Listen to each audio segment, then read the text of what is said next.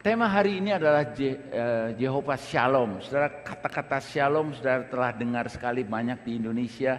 Tiap ketemu orang Shalom, hamba Tuhan saudara katakan Shalom, Shalom. Nah, banyak dari kita dengar Shalom. Tapi saudara, hari ini kita akan mendalam lebih mengenai apa artinya Shalom. Sebab Shalom itu bukan hanya damai saja, saudara.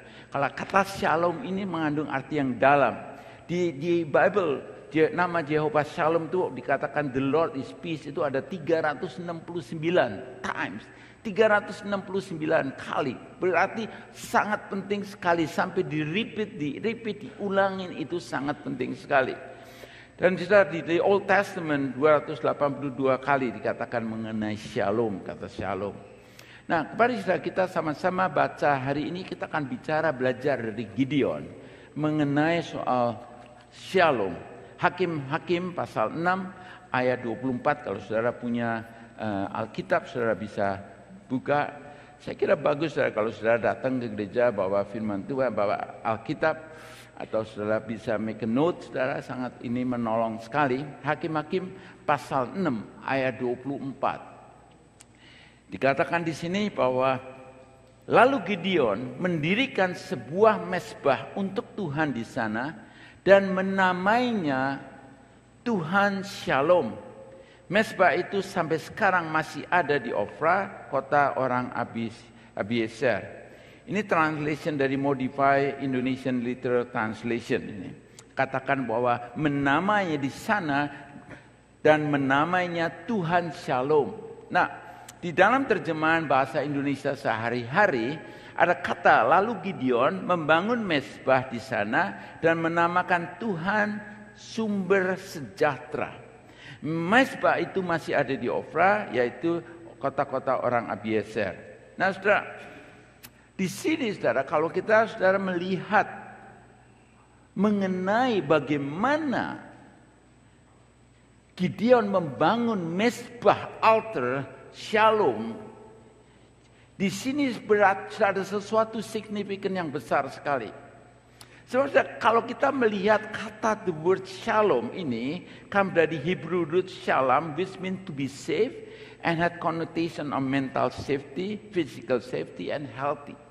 Nah, arti shalom ini akan ada dua hal yang kita akan belajar lebih banyak. Yang bagian pertama adalah the context yang the state of individual in this context mean to be complete, completeness. Kalau kita bicara shalom itu wholeness, complete, lengkap. Whole or katakan by implication this mean to be healthy, well or happy. Di dalam hidup saudara dan saya, kalau kita harus mau jujur, ada bagian dari hidup kita tuh yang nggak komplit, nggak lengkap. Dalam hidup kita ada sesuatu yang nggak lengkap. Mungkin bagaimana kita even melihat diri kita sendiri, bagaimana kita melihat even uang, bagaimana kita melihat masa depan kita, bagaimana kita bisa melihat relationship, bagaimana kita melihat kehidupan. Itu sesuatu itu bagaimana even kita melihat ini kita harus. Apakah kita lihatnya secara komplit atau partial aja karena nggak lengkap.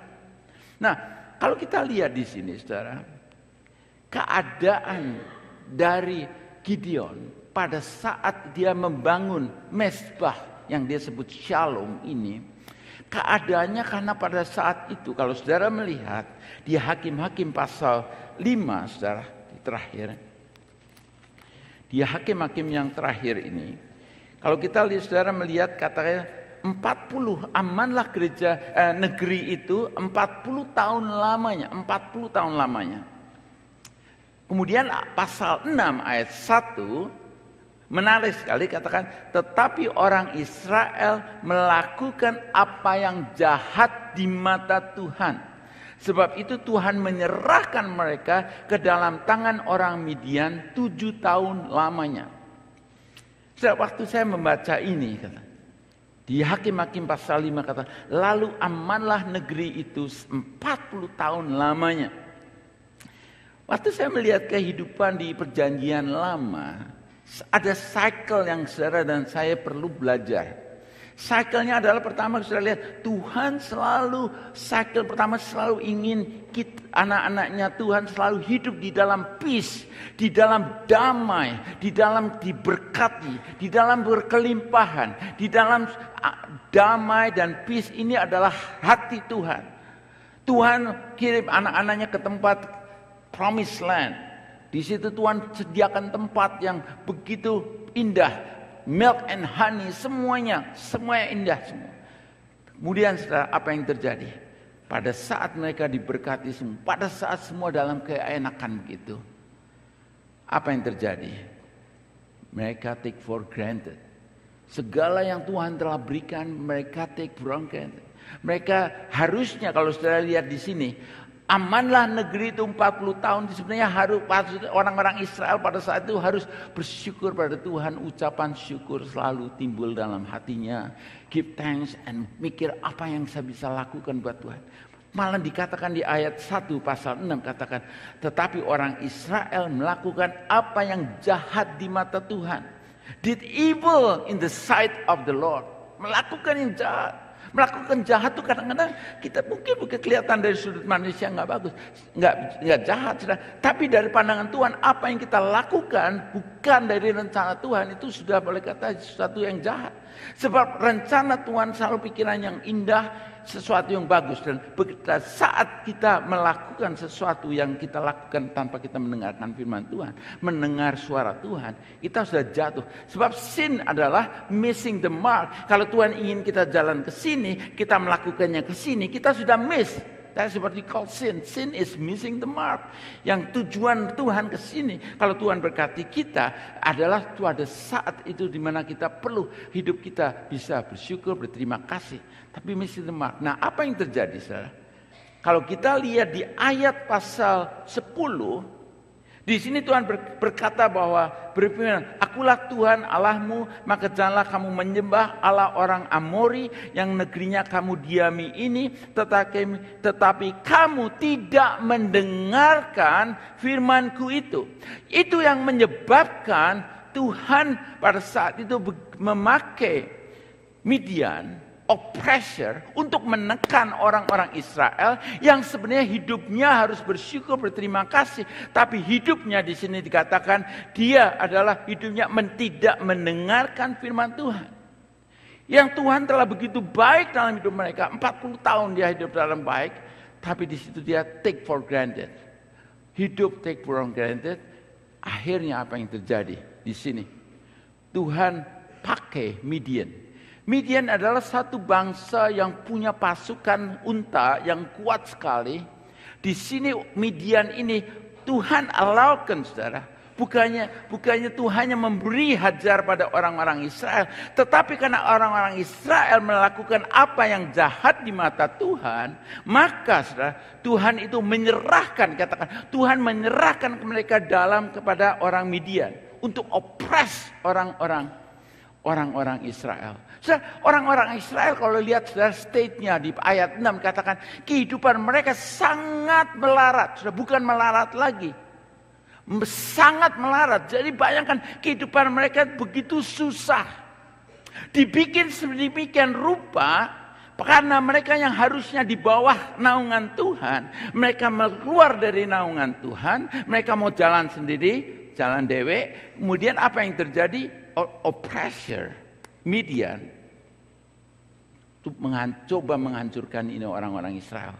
Dalam keadaan itu katakan mereka sangat melarat oleh perbuatan orang Midian. Bayangkan saudara, orang Israel menanam, pada waktu menuai Midian datang, serbu, habis barangnya semua. Hidupnya di dalam keadaan tekan. Bayangkan saudara, keadaannya stage pada saat itu nggak ada peace sama sekali, nggak ada damai sejahtera. Keadaannya begitu depres sekali, keadaannya orang-orang Israel pada waktu itu, saudara. Kenapa? Tidak mendengarkan suara Tuhan, tidak bersyukur pada Tuhan, tapi hidup mereka mau cara jalan sendiri, tidak mendengar firman Tuhan. Apa yang terjadi, saudara? Di sini dikatakan bahwa pada saat itu, saudara, mereka menjerit. Kalau saya lihat di sana ayat 7 dikatakan ketika orang Israel berseru kepada Tuhan karena orang Midian itu, kalau bahasa Inggrisnya cry out. Saya bayangkan orang Israel pada keadaan desperate sekali. Di situ dia cry out, menjerit kepada Tuhan. Dan setelah jawaban ayat 8 sampai 10 itu adalah jawabannya. Sebenarnya kalau kita melihat dari sudut Tuhan, pada saat kita lagi menjerit, pada saat kita lagi meminta pertolongan, sebenarnya Tuhan sudah menyediakan pertolongan itu.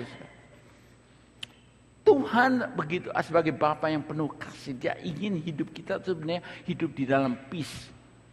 Dalam peace, tetapi seringkali kita sendiri yang mengambil keputusan untuk hidup tidak dalam peace sebenarnya. Kita sendiri yang creating problem sendiri.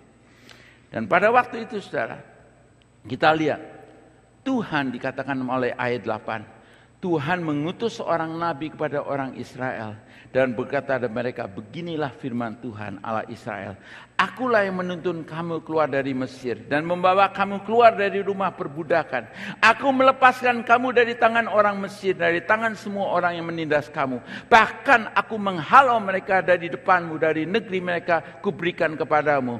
Dan aku telah berfirman kepadamu, akulah Tuhan Allahmu. Maka janganlah kamu menyembah Allah orang Amori yang negerinya kamu diami ini. Tetapi kamu tidak mendengarkan firmanku itu. Dengan kata lain, yes Tuhan mau disiplin orang Israel. Dengan pakai Midian untuk menekan orang Israel sampai cry out pada Tuhan. But at the same time Tuhan lagi mempersiapkan, membereskan. Yaitu mengirim orang-orang. Nah sekarang rencana Tuhan kalau kita lihat di sini. Di pasal 11, kemudian Tuhan kirim malaikat untuk bertemu dengan Gideon. Kemudian datanglah malaikat Tuhan duduk di bawah pohon tarbantin di Ofra. Kemudian kepunyaan Yoas, orang Abiezer. Sedang Gideon, anaknya mengirik gandum dalam tempat pemerasan anggur agar tersembunyi bagi orang. Bayangkan keadaan Gideon pada saat itu dalam keadaan ketakutan. Dia ngumpet, dia bersembunyi di tempat pemerasan anggur. Dan kemudian ayat 12, malaikat Tuhan menampakkan diri kepadanya dan berfirman kepadanya, demikian, Tuhan menyertai engkau. Ya pahlawan yang gagah berani. Menarik sekali, Tuhan startnya dengan Tuhan menyertai engkau. Tuhan menyertai engkau. Bukan katakan, kamu pahlawan gagah berani. Ya, engkau adalah pahlawan gagah berani Gideon. Enggak, yang Tuhan lagi tekan pertama, Tuhan menyertai engkau. Saudara, kata ini penting, saya ingin saudara benar-benar masuk ke hati saudara. Di dalam hidup kita, kalau kita grab ini, bahwa Tuhan menyertai saudara, saudara nggak perlu khawatir apapun juga. Kalau saudara, banyak orang memakai positive thinking, you are somebody, you are good, you good. Tapi saudara, kalau Tuhan nggak menyertai kita, nggak ada gunanya semuanya. Apa yang kita lakukan nggak ada gunanya kalau Tuhan nggak menyertai kita. Nah, startnya di sini malaikat Tuhan katakan, Tuhan menyertai engkau. Dan kemudian Tuhan katakan barusan, hai Gideon, engkau adalah pahlawan gagah berani. Saudara, ini yang saya lihat ini luar biasa. Yang saudara dan saya perlu belajar. Kita saudara, tendensi kita melihat seseorang itu based on the past, based on the present, based on masa lampau, dan based on yang saat ini terjadi. Banyak dari kita. Bagaimana kita melihat anak kita, bagaimana kita melihat suami kita, bagaimana kita melihat istri kita, bagaimana kita orang-orang di kantor, orang-orang di gereja. Kita seringkali based on the past, based on the present yang saat ini. Sedangkan kalau kita lihat dari kacamata Tuhan, Tuhan selalu melihatnya bukan human being, tapi human becoming. Untuk siapa kita ini yang Tuhan sudah rencanakan. Dan ini saya lihatnya indah sekali. Kalau kita bisa grab ini setelah ini sesuatu yang saya lihat very powerful untuk satu gereja. Kalau kita melihat di dalam tubuh Kristus satu persatu, bagaimana saudara melihat anak saudara, bagaimana saudara melihat teman saudara, dari sudut kacamata Tuhan bahwa Tuhan punya rencana yang besar dalam hidup saudara. Maka saudara, kita enggak akan labeling sesuatu yang negatif mengenai orang itu. Kalau kita melihat anak kita yang malas, kita nggak ngomong malas-malas, justru kita akan percaya bahwa dengan Tuhan menyertai kamu, anak, engkau bisa melakukan hal yang besar. You speak that positive word dan itu akan terjadi. Based on what kita say, apa yang kita katakan itu akan terjadi. Dan ini sudah yang saya lihat terjadi. Gideon dalam keadaan yang takut, sudah kita ngaku aja sudah dia ngadepin Midian terus-terusan diserang, barangnya dirampokin, dihabisin semua dan itu fear itu besar sekali. Sedangkan malaikat Tuhan datang dan malaikat datang pada waktu itu nggak pakai seperti gambar yang pakai jubah kayak malaikat, kemudian pakai sayap, nggak ada. Pada saat itu malaikat datang menjelma seperti orang biasa. Dan waktu itu bayangkan keadaannya. Pada waktu saat Tuhan menyertai engkau, Gideon pada saat ini kita melihat ada hal-hal yang dia, siapa kamu? Boleh kata Gideon boleh menanyakan, is easy, gampang untuk kamu ngomong begitu. But reality ini keadaannya. Tapi saya melihat malaikat Tuhan ini deal Gideon ini bukan hanya sampai itu aja. Ternyata Gideon tuh mempunyai problem, yaitu dia punya belief system. Bagaimana dia melihat diri dia sendiri. Gideon melihat dirinya sendiri kelihatan sekali, saudara. Kalau kita melihat dari ayat 15. Oke, kita lanjutkan tadi.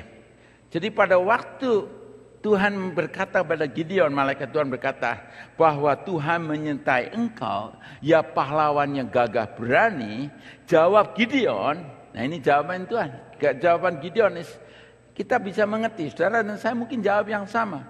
Tuhanku, jika Tuhan menyertai kami, why? Mengapa semuanya ini terjadi? Itu banyak orang-orang Kristen sama. Why? Kalau Tuhan hidup, why kalau Tuhan benar katanya bagus, why hidup saya dalam keadaan begini? Mulai menyalah ketua, yang sebenarnya harus dicek why sampai ini bisa terjadi. Yang tadi kata dia sebenarnya rootnya nggak mendengarkan Tuhan, rootnya mau cara jalan sendiri, rootnya tidak di dalam keadaan yang lagi baik itu diberkati, yang take for granted, tapi di sini dikatakan mengapa semua ini terjadi menimpa kami? Di manakah kemudian perbuatan Tuhan yang ajaib? Yang diceritakan oleh nenek moyang kami ketika mereka berkata, bukankah Tuhan telah menuntun kita keluar dari Mesir? Pasti melalui cerita dari kakak, dari anak, dari orang tua semua. Bagaimana Tuhan melakukan mujizat, keluarkan orang Israel dari tanah, dari tempat laut merah, bisa menyeberang. Itu kan luar biasa semuanya. Dan sekarang itu mana cerita itu, mana terjadi? Dan setelah pada waktu itu, pada waktu mendengar itu, saudara, malaikat Tuhan nggak jawab.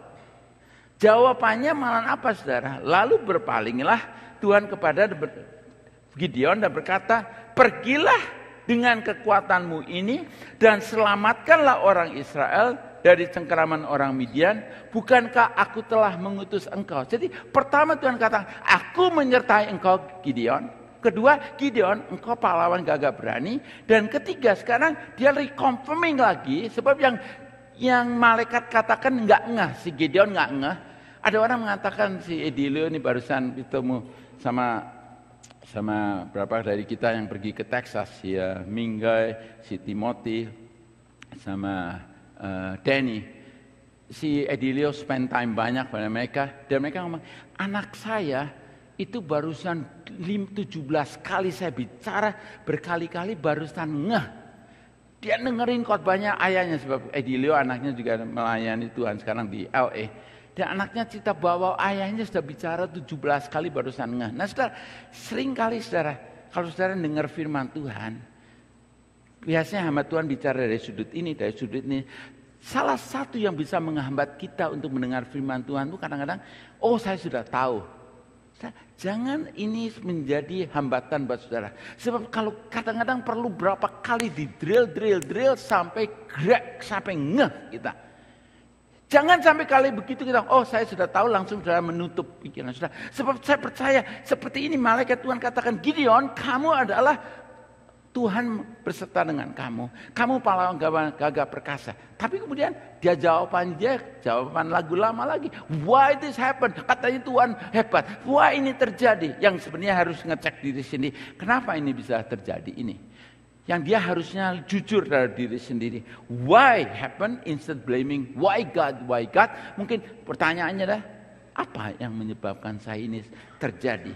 Yang dia harus jujur dalam diri sendiri. Dan kemudian di situ dia discover, come to repentance, dia minta ampun pada Tuhan.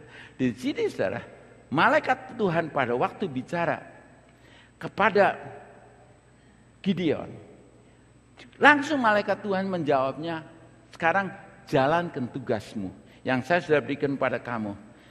Katakan, aku telah mengutus engkau. Nah, tetapi jawab Gideon, nah ini kembali lagi saudara, proses lagi. Jawab Gideon, nah dia mulai menjawab mengenai isi hati dia sendiri, belief system dia sendiri. Ingat di Babel katakan, man as thing, bagaimana dia melihat diri sendiri, dia mengukur diri sendiri. As a man think in his heart, so easy. Bagaimana saudara melihat diri saudara? Identity saudara sangat penting sekali. Ternyata Gideon saudara, dia melihat dirinya sendiri, kalau saudara melihat di ayat 15. Tetapi jawab Gideon kepada malaikat Tuhan itu, katakan, Tuhan, dengan apakah akan kuselamatkan orang Israel ini? Dia tuh lupa bahwa Tuhan sudah memberikan dia kuasa, tapi dia melihatnya Tuhannya kayak di sana, dia di sini. Dengan apa sih Tuhan? Bagaimana saya bisa selamatkan? Kemudian the next one, yang ini yang dia salah. Ketahuilah, kaumku adalah yang paling kecil di antara suku Manase, dan aku pun seorang yang paling muda di antara kaum keluargaku. Dengan kata lain, dia punya self-esteem, dia punya problems. Dia think he's nobody, dia orang kecil. Dan selama kita melihat saudara dan saya, kalau mau melihat kita adalah orang yang kecil, we are nobody, akan accomplish nothing. Nggak akan terjadi, nggak ada dampak yang terjadi dalam hidup. Tapi kalau saudara melihat bahwa saudara adalah orang yang Tuhan telah utus, Tuhan tahu Tuhan telah menyertai saudara, Tuhan saudara tahu bahwa Tuhan punya rencana dalam hidup saudara. Dan saudara tahu bahwa rencana Tuhan adalah masa depan yang penuh pengharapan, bright future. Tuhan ingin supaya kita memberikan dampak, menjadi garam, menjadi terang di tengah kegelapan. Berarti Tuhan ingin supaya hidup kita memberikan dampak. Kita nggak akan bisa stand firm and take action kalau kita belum beresin saudara. Untuk stand firm ini sekarang kita harus dipulihkan. Bulan ini kita akan bicara mengenai bulan masa pemulihan. Kita perlu dipulihkan cara berpikir kita, cara kita melihat diri kita sendiri. Sebab itu saudara, cell group, saya menganjurkan saudara, cell group ini adalah tempat untuk di mana kita bisa open. Sebab saya percaya tiap-tiap kita punya karunia. Di Efesus 4 bahwa ada 5 jawatan. Ada jabatan pastor, ada teacher, ada evangelist, ada prophet. Itu semua itu sebenarnya kalau di dalam cell group itu bukan sebagai jabatan. Sebenarnya ada dari kita semua yang member dalam sel itu Tuhan sudah berikan karunia itu. Dan pada waktu karunia itu dioperate, di mana ada seseorang mulai bicara, di situ karunia boleh terjadi. Orang mulai katakan, oh ini yang dia dapat dari Tuhan. Dan kemudian orang itu bisa di-restore kembali. Itu adalah satu hal yang saya lihat longing to see di dalam cell group. Di mana ada pemulihan terjadi, di mana orang-orang mulai melihat karunia-karunia mulai manifest. Karunia-karunia ini mulai dia kembangkan. Saudara berani mau bicara, sebab Tuhan bicara saudara, sampai saat ini Tuhan bicara terus. Dan kalau kita bisa menyadari itu di dalam kumpulan cell group itu, sangat powerful. Karena kita tahu pada waktu Tuhan berbicara, Tuhan kasih saudara kuasa. Tuhan kasih hikmat pada saudara untuk berbicara. Sebagai teacher, saudara dikasih gift bagaimana saudara untuk bisa menjelaskan. Sebagai karunia untuk pengembalaan, saudara bisa care sampai orang itu merasa dilayani, care, diperhatikan. Bagaimana kemudian prophetiknya mulai terjadi. Bagian profesi terjadi. Ini yang Tuhan akan bawa semua. Saudara, kalau kita dapat begitu, saudara, akan ada wholeness terjadi. Even di dalam cell group. Dan saya perhatikan saudara di mana-mana. Di mana kalau kita izinkan Tuhan bekerja di dalam grup itu, lama-lama akan kelihatan. Even di dalam cell group akan nonjol.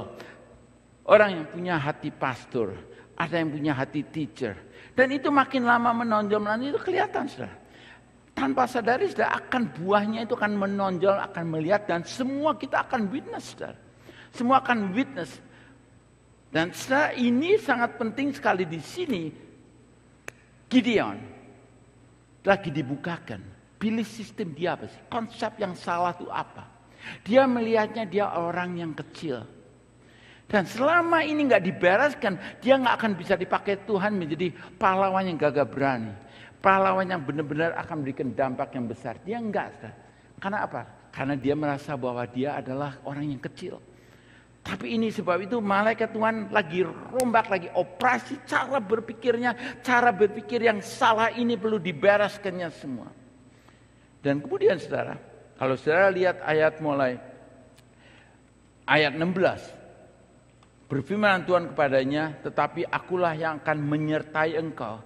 Sebab itu engkau akan memukul kalau orang Midian itu sampai habis. Kembali lagi Tuhan rekompen lagi, aku menyertai engkau. Tadi pertama katakan, Tuhan aku berserta dengan engkau. Saya rasa bahwa Tuhan beserta ini perlu penting sekali.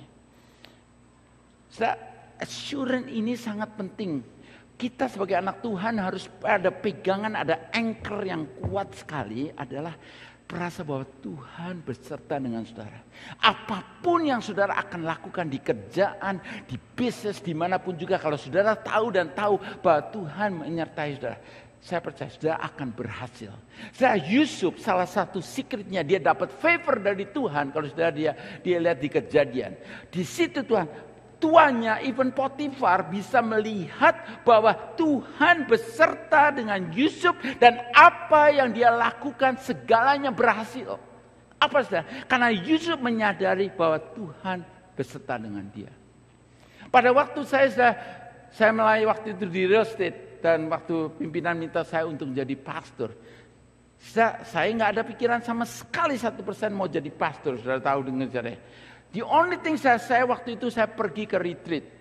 Hari Senin, hari Selasa, hari Rebo, hari Kamis. Kamis jam 10 pagi di situ waktu saya baca Yesaya 41. Kamu adalah hambaku yang telah aku pilih. Jangan takut, jangan takut, jangan takut. Aku beserta dengan kamu. Saudara, kata ini saudara, penyadari bahwa Tuhan beserta ini yang membuat saya sampai sekarang saya pegang selalu. Tuhan beserta. Dan apa yang dia katakan ya dan amin saudara. Kalau Tuhan gak menyertai saudara, gak akan bakal bisa saya tahan sampai sekarang 32 tahun. Itu karena Tuhan menyertai. Kalau saudara di dalam pekerjaan apapun yang saudara hadapi saat ini, saudara lagi hadapi, saudara mau pulihkan saudara. Tuhan harus dapat seperti kayak Gideon. Tuhan menyertai saudara. Kalau Tuhan menyertai saudara, gak usah khawatir apapun juga saudara. Saudara, ini saya terus terang kalau bicara secara gampangnya, saya di Michigan itu sudah enak saudara. Michigan semuanya murah saudara. Rumahnya seperempat lebih murah. Taxnya murah, barang-barang murah. Mulai itu orang-orang shopping selalu ke Amerika. Murah. Namanya murah itu bukan main murah sekali saudara. Itu dan caranya nih salah satu ini Cole ini salah satu company. Cole ini pintarnya bukan main. Itu dia attract pembeli itu sampai benar-benar sama Cole itu setia terus. Karena apa saudara?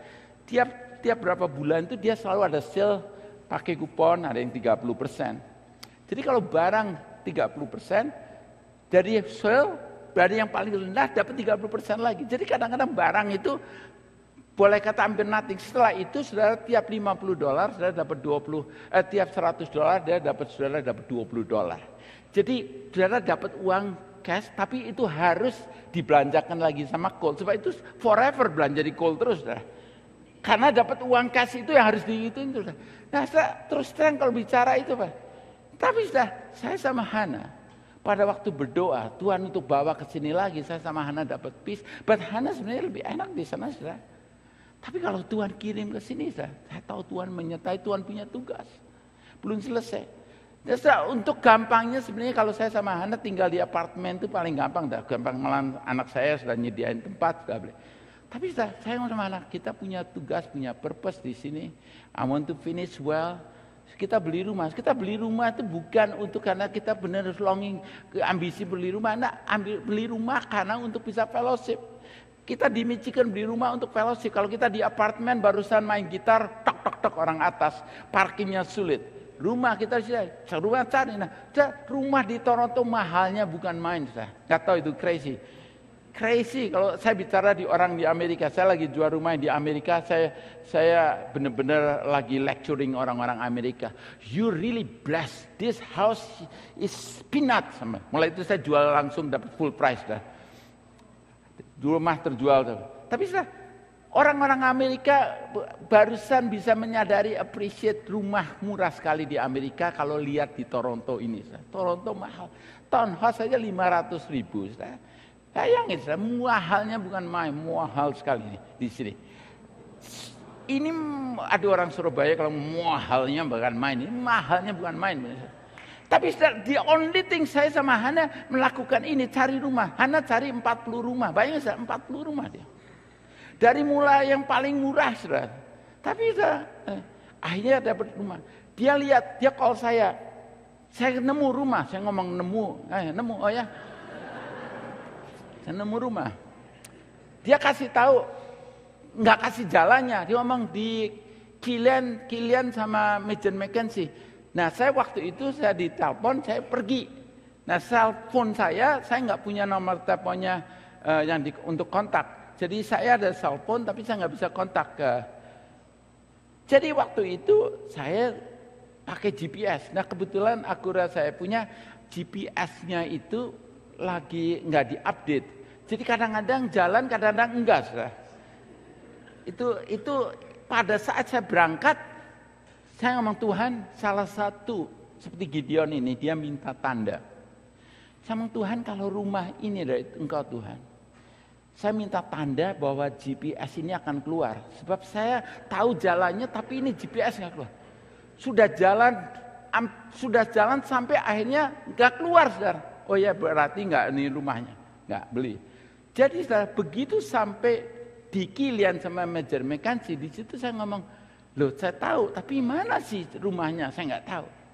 Pada saat the last minute itu, saudara, Toton GPS-nya nongol, saudara. Oh saya ngomong ini berarti saya dari sini saya tahu. Berarti Tuhan mau untuk ini rumah. Nah saudara, akhirnya kita lalu lihat rumah. Rumah ini saudara yang kita beli, ini must be dari Tuhan. Ini orang yang beli ini, dia beli buat brothernya orang Iran.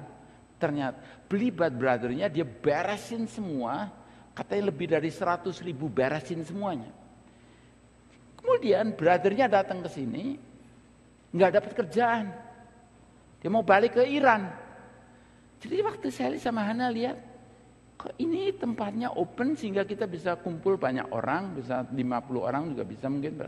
Saya ngomong berarti ini tempatnya. Tapi what's next? Saya tanya Tuhan. Dan pada waktu saya dapat ingat bahwa Tuhan, bahwa aku menyertai. Kalau kita sudah minta pada Tuhan, Tuhan menyertai. Saya melihatnya begini. Kalau kita mau sama Tuhan, Tuhan kata Ibrani 11 ayat 6, saya senang sekali. Katakan, it is impossible to please God without faith. Dengan kata lain, kalau kita benar-benar mau pleasing God, kita harus melangkah dengan iman. Saudara. Jangan kita mikir uangnya dari mana, resource gimana. Kalau kita melangkah dulu, somehow Tuhan to open the door. Orang Israel pada saat keluar di tanah di Laut Merah, pada waktu itu sebenarnya tanah itu belum boleh kering, tapi mereka harus mengambil langkah, saudara. Pada waktu itu di perjanjian itu murid masuk satu tempat di mana hamba-hamba Tuhan mulai mengambil langkah, air itu barusan terbelah. Saya perhatikan saya perhatikan sendiri orang-orang yang benar mengambil langkah. Pada saat dia mengambil langkah, Tuhan open the way. Saya diingatkan kembali pada waktu pembangunan gereja ini. Saudara, Pada kalau kita dengar waktu itu ongkosnya 3 juta atau berapa, 2,5 juta, saya lupa harusnya. Mungkin kita nggak berani melangkah. Tapi waktu itu kita pikir mungkin 1,5 juta, kita mengambil langkah, uangnya mungkin 300.000. Pada waktu itu kami mengambil langkah, saudara.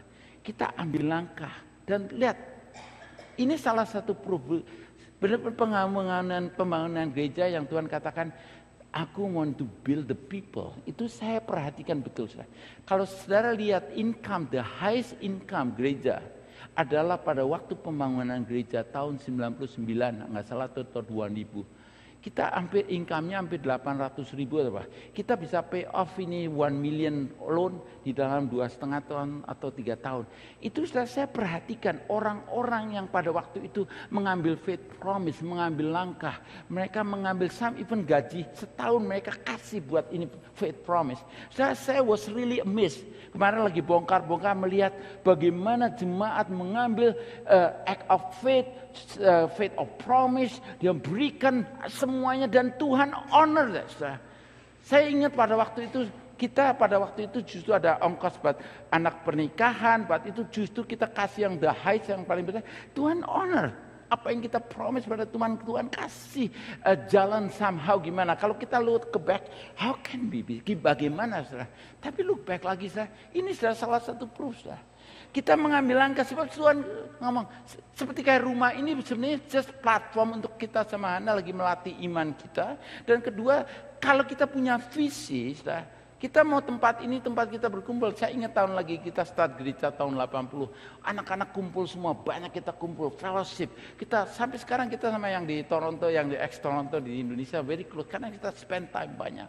Dan ini desire. Saya sama Hana mau finish well for the next few years.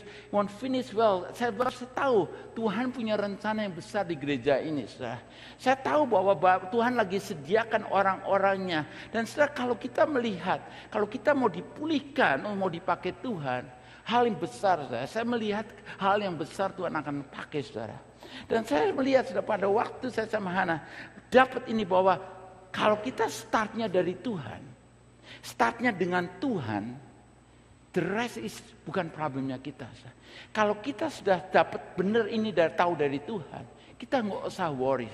Waktu gereja ini pada saat uang mulai kita harus pakai mortgage, dan saya pergi retreat di tempatnya Sam, tempatnya Apple Farm itu, di mana pada waktu itu saya sudah pernah dengar saya dalam keadaan lagi retreat, cari kehendak Tuhan, dan saya boleh kata ngomong pada Tuhan, Tuhan gimana ini kalau keuangan gereja kita nggak ada uangnya, gereja baru bangun belum selesai, bagaimana keadaan itu?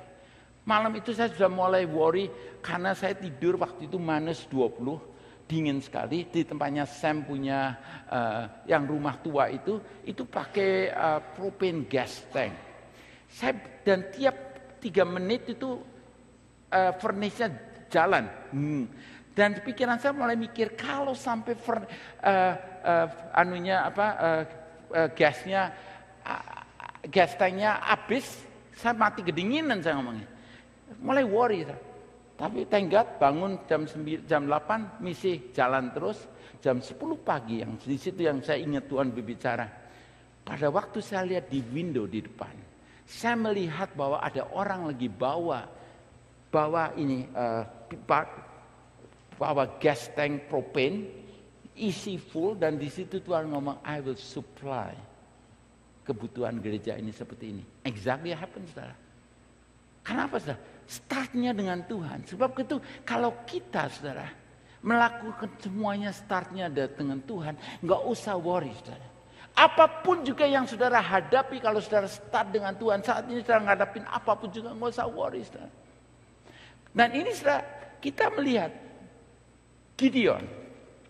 Pada saat Tuhan deal dengan dia punya doubt, punya semuanya. Tuhan tahu keadaannya. Ada orang ngomong orang Kristen nggak boleh minta tanda saudara. Jangan terlalu legalistik, saudara. Kita semua punya level lain-lain, saudara. Ada yang Gideon minta tanda, Tuhan honor, Tuhan nggak kasih. Orang ngomong itu di perjanjian lama, saudara. Tuhan bicara malah kita. Kalau kita tanya Tuhan, Tuhan akan reconfirming lagi. Ini Gideon, ayat 17 sampai 21, Gideon tuh minta tanda. Seperti dia misi worry apa benar atau enggak. Dan apa yang terjadi, saudara? Gideon Dia ngomong, oke, tunggu dah. Dia mulai masak, di sini katakan dia ambil ekor anak kambing dan tidak beragi, dan dia taruh di bakul, dia dimasak dan kasihkan kepada malaikat, dan malaikat Tuhan katakan, ambil daging ini dan roti yang tidak beragi, letakkan di atas batu, dan kemudian curahkanlah kuahnya. Sudah, curahkan kuahnya berarti itu banyak air, basah sekali. Dan di sini yang Tuhan lagi punya kebaikan. Malaikat Tuhan pakai tongkatnya ditunjukkan itu, marahnya di sini dikatakan bahwa dan malaikat Tuhan mengulurkan tongkat yang ada di tangannya, dengan ujungnya disinggungnya daging dan roti itu, maka timbullah api dari batu itu dan memakan habis daging dan roti itu, kemudian hilanglah malaikat Tuhan dan dari pandangannya. Di situ Gideon tahu ini Tuhan. Gideon dia tahu benar, masuk di hati dia bahwa ini Tuhan. Yang dia katakan ini Tuhan berkata, dan dia katakan ya dan amin. Sebab itu saudara, Gideon dia membangun, dia membangun altar. Apa saudara? Jehovah Shalom ini. Bayangin saudara, ternyata kalau kita lihat kehidupan later on Gideon, Tuhan pakai dia luar biasa. Dia mengalahkan musuhnya Midian yang berjuta-juta, begitu banyak sekali. Tuhan sendiri yang berperang. Bukan karena kehebatan dia. Dia hanya pakai sangkakala dan dia hanya 300 orang. Tapi dia tahu kalau Tuhan menyertai, dia nggak khawatir apapun juga. 300 orang melawan ratusan ribu, mungkin jutaan yang begitu banyak. Dengan hanya menyalakan sangkakala dan tebu yang dibikin rame. Apa yang terjadi? Bang, mereka bunuh-bunuhan mati. Bulan ini Tuhan lagi mau memulihkan saudara dan saya. Kita akan bisa dipakai sama Tuhan kalau kita dipulihkan. Open pada Tuhan. Jehovah Shalom. Bukan hanya Tuhan, orang Israel dipulihkan kembali sama Tuhan. Gideon dipakai sama Tuhan. Karena apa saudara? Itu hati Tuhan. Shalom artinya wholeness. Biar setelah bulan ini kita sediakan hati kita. Let Tuhan heal kita. Tuhan bereskan kita. Sehingga setelah kita semua bisa mengalami healness. Setelah kita melihat saudara-saudara kita semua dari kacamata bahwa Tuhan punya rencana yang besar. Mari setelah kita berdoa.